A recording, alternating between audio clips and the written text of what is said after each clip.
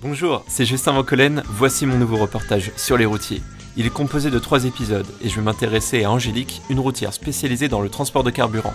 Je vais embarquer à bord de son camion pour filmer les 3 épisodes. Dans le premier, on va s'intéresser à sa vie de maman et son parcours, comment cette infirmière est devenue une conductrice routière. Le deuxième épisode sera orienté sur l'éco-conduite. Angélique nous parlera de ses astuces pour faire des économies de carburant en passant de 32 à 26 litres au 100. C'est la championne en France de l'éco-conduite.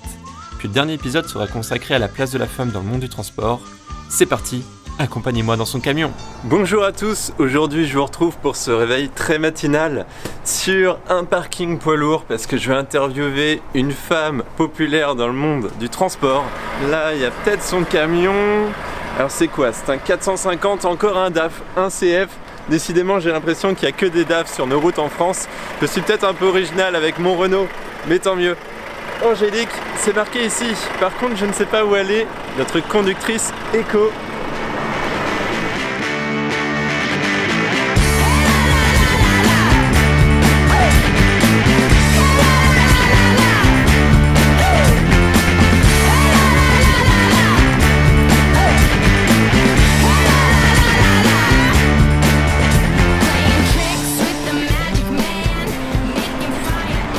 Bon, ça y est, je pense l'avoir trouvé.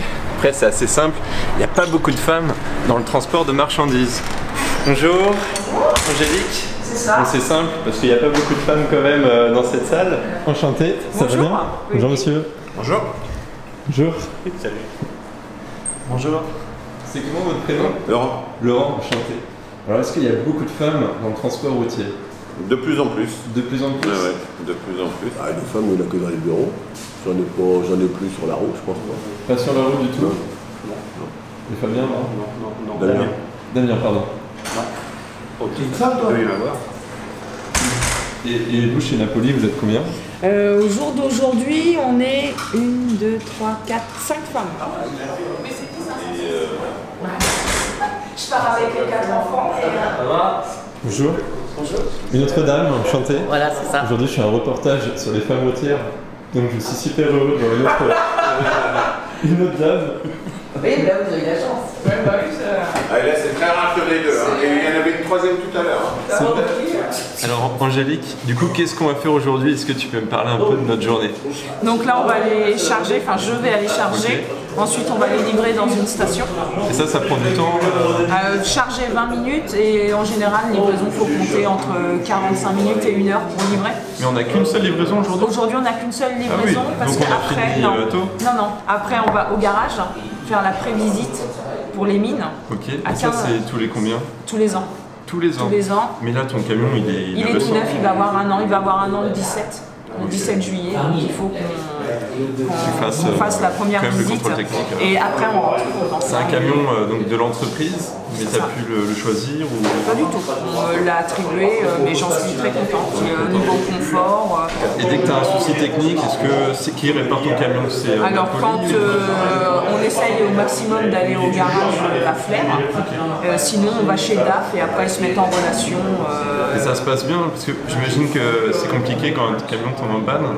Et avec, je suis jamais tombée en panne au jour d'aujourd'hui, mais après bon maintenant il y a les assistances tout ça, mais sinon non il y a une bonne coordination et puis on peut passer chez DAF même à l'improviste, il y a toujours quelqu'un qui nous reçoit. Bon bah j'espère que ça va aller vite. 692. Eh ben c'est nous, on va aller se préparer. Allez, Allez c'est parti. Bon allez messieurs. Allez, bon courage. Bonne route. Au revoir, bonne route. Salut. Tu pourras nettoyer ton baquet gouture, hein? Oh bah super. C'est pas très propre, hein? Je t'aurais prêté 200 balles sur le papier. Pourquoi tu dois mettre une cote? C'est une obligation, c'est ATEX. Il faut qu'on ait des vêtements antistatiques. Ah oui, ok. Antistatiques. Pour pas faire la moindre étincelle. Pour pas faire la moindre étincelle. Et puis en plus, ils sont à retard de feu.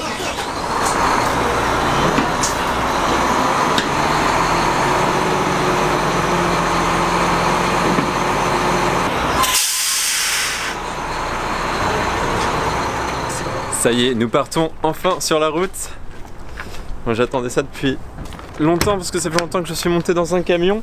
La dernière fois, c'était à Madagascar et toujours dans un DAF. C'était un DAF XF, mais un peu différent. Et le DAF CF change quand même pas mal du XF, hein, je trouve.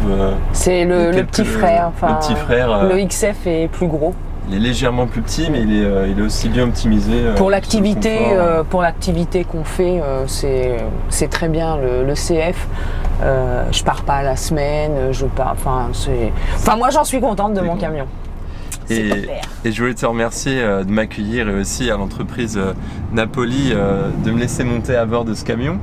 Alors pour commencer cette interview, je voudrais que tu me parles un peu de toi. Qui es-tu? C'est quoi tes passions? Est-ce que tu as des enfants? Donc je suis Angélique. Avant j'étais dans le paramédical.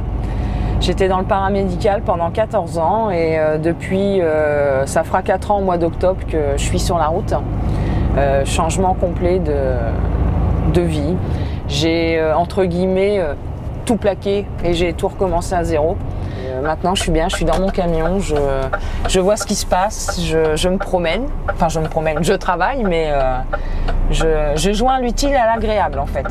Ça c'est bien, c'est important. Et du coup est-ce que tu as des enfants? Donc j'ai deux enfants, j'ai mon fils qui a 10 ans et ma fille qui a 8 ans. Ok, bah bonjour à tes enfants, est-ce qu'ils regardent des vidéos sur YouTube? Ah oui, ils sont... Bon bah ils vont être sûrement très contents. C'est la nouvelle génération des téléphones portables, ordinateurs et tout. On conjugue la vie de famille, la vie professionnelle et ça se gère. Ça se gère. Alors du coup j'avais une question, comment ça se fait que tu es devenue conductrice routière? Est-ce que dans ta famille, tu as des membres de ta famille qui sont routiers? C'est ça. D'où vient cette passion? Donc moi j'ai un frère qui depuis tout petit, il n'avait qu'un souhait, c'était conduire des camions. Il en a fait son métier. Mon père qui était aussi à conduire. Donc du coup on est chez nous, on est soit dans le paramédical ou soit dans le transport. Quand j'ai commencé à plus aimer ce que je faisais, un repas de famille, j'ai dit à mon frère, j'ai dit vas-y je passe mes permis et il me dit bah vas-y. Et donc c'est parti à la base pas d'une bêtise parce qu'au jour d'aujourd'hui je suis là, mais voilà c'est ça. Et puis je voulais me prouver à moi-même que j'étais capable de faire autre chose que du médical. Et il s'avère que je me suis donné les moyens. Ça a été très dur parce que le monde du transport je connaissais pas du tout. C'est totalement différent. À l'hôpital on parle en milligrammes, millilitres, on parle de maladies, de pathologies, tout. Là, maintenant, je parle en tonnes, en mètres cubes, je parle de gasoil, de sans-plomb. Voilà, je passe d'un monde de femmes à un monde d'hommes. Je passe d'être enfermée dans un hôpital à... Voilà, on va monter le pont de Normandie, c'est quand même... D'ailleurs, la vue est vraiment magnifique. C'est quand même... voilà, en plus, il fait beau. En Normandie, il ne pleut pas tout le temps. Je dois admettre qu'il fait beau aujourd'hui. Donc on va beaucoup se faire doubler aujourd'hui.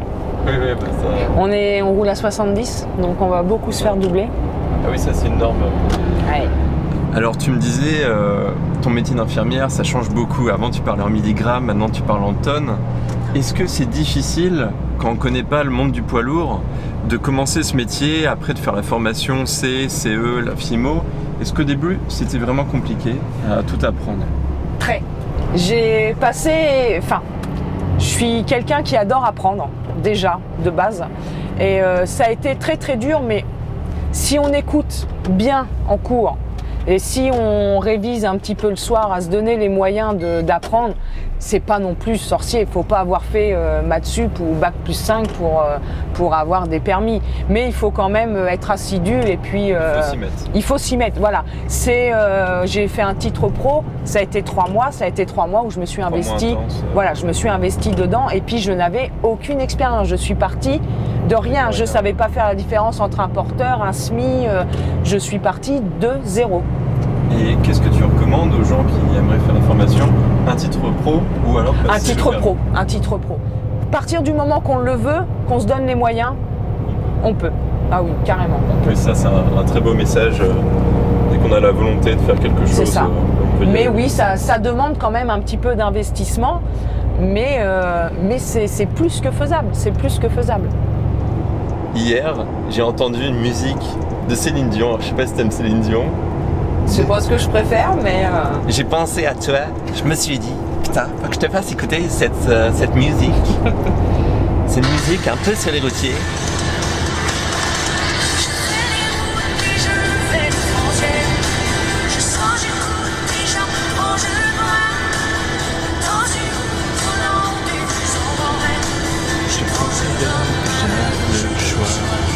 Je trouve qu'elle te ressemble un peu.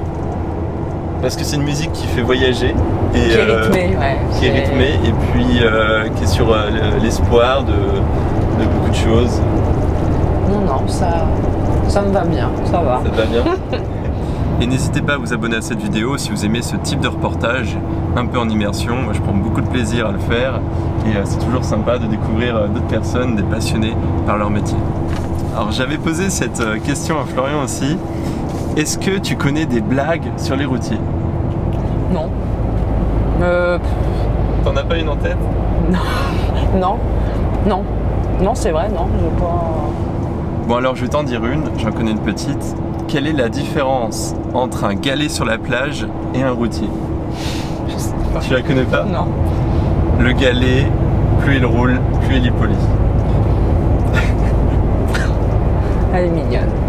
Elle est mignonne, ouais. Voilà. Ça va. Parce qu'en général, les blagues de routier, c'est...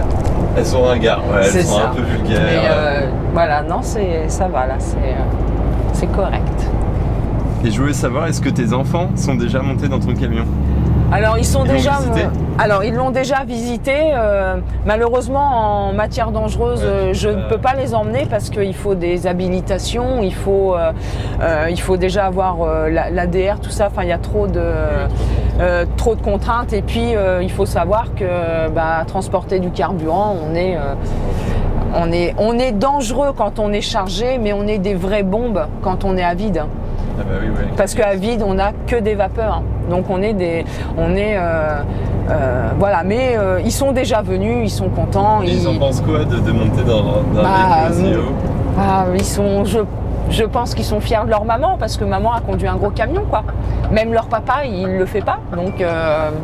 Donc voilà, quoi. Non, c'est oui, je pense qu'ils sont fiers de moi. Ils sont fiers de moi. J'espère. Je pense que c'est à eux qu'il faudrait demander. J'en suis sûr. Mais oui.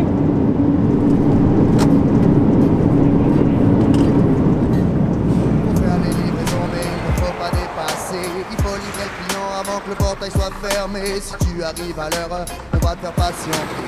Tu arrives à la bourre, on va te mettre une branlée. Si t'as un peu qui fait petit, n'a qu'à te démerder. Tu rouleras sur la jante, il te faut livrer. Y'a plus d'eau dans le moteur, il pourrait exploser. Et toi tu serais en pleurs, posé sur le bas-côté. Le client veut manger, il n'en a rien à branler. Si t'as un coussin explosé, oui, il me semble qu'à céder. Tout ce qui compte pour lui, c'est que le réel soit signé. Et que la cargaison soit...